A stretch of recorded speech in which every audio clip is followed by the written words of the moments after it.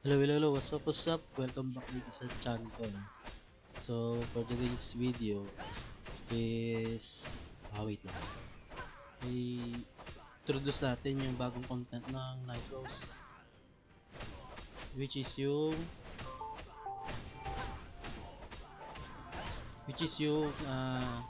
Crusade. Specifically, this a PvP content, no? So, more on bakbakan talaga to. So, ano ba meron sa loob ng Crusade?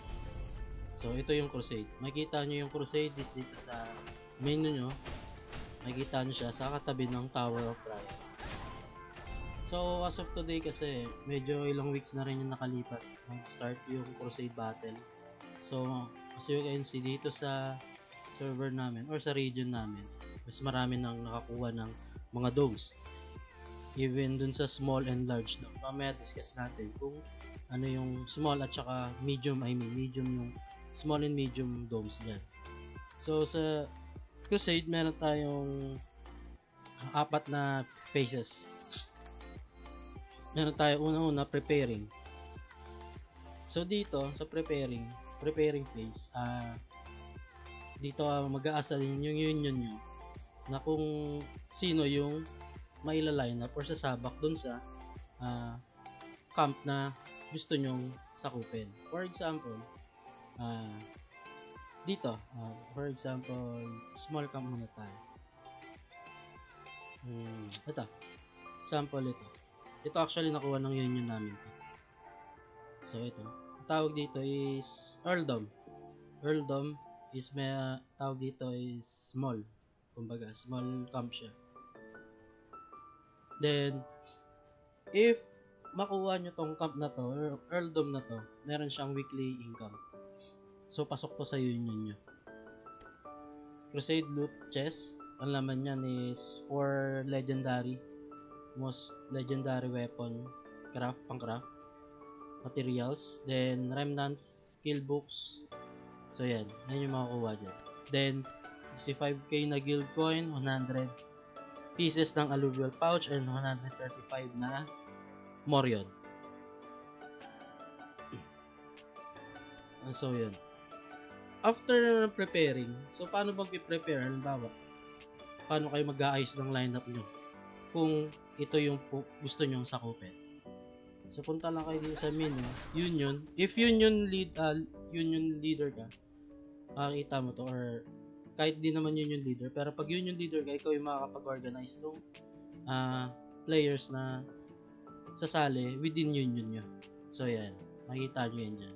Pwede kayo mag-assign ng mga players nyo. Okay. Next is, balik tayo dito sa Crusade. Next phase is yung bidding. For example, ito, wala pa ditong naka-conquer. Wala pa nakasakop dito sa Karenberg. Small camp din to, okay? So, for example, yung union namin is bibidan namin. Lahat ng naka-line up dun. Lahat ng naka-line up, for example, ito, lahat ng naka-line up, magbibid dito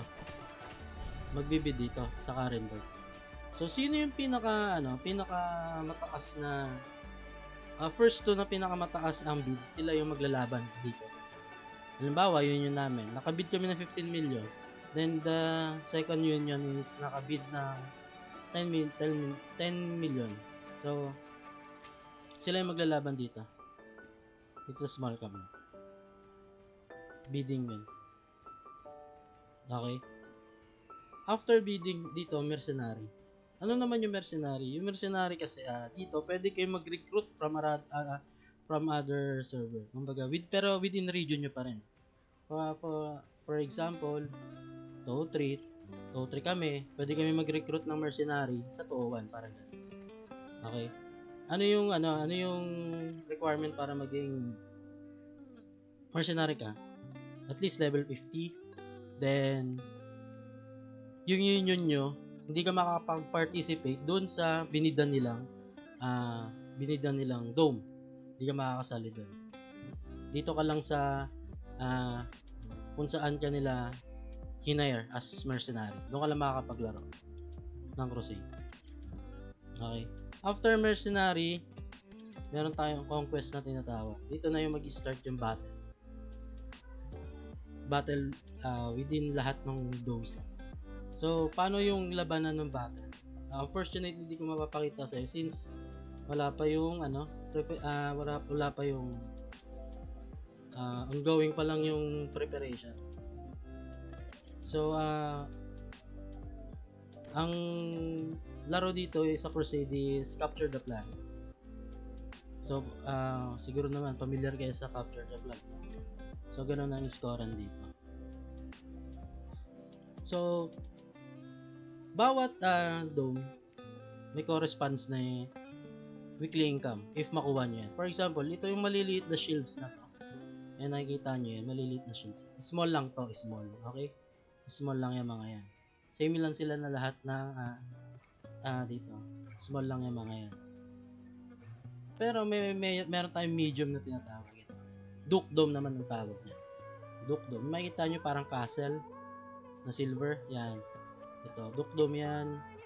Duke Dome. Duke Dome. Duke Dome. Duke Dome. Duke Dome. Okay.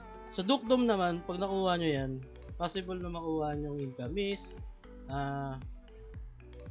loot box pa rin. Crusade loot chest. Okay. Then, 230 na guild coin plus 350 pieces ng alluvial gold pouch and 275. Nagbabago rin yan. Nagbabago. Like this one yan. Then, yung pinaka-last na possible na ito yung big war talaga to. Big war. Bakit sabi natin big war? Maramihan yung mga players na pwede dito. 250 versus 250 players. Ito yung pinaka-abangan ng lahat. Dito magsasagupan yung pinaka malalakas. Yung makikita yung mga top players, mga ranking players talaga. So, meron pa rin reward, weekly reward, loot chest, 500k guild coin, 250 na gold alluvial pouch, then 750 more.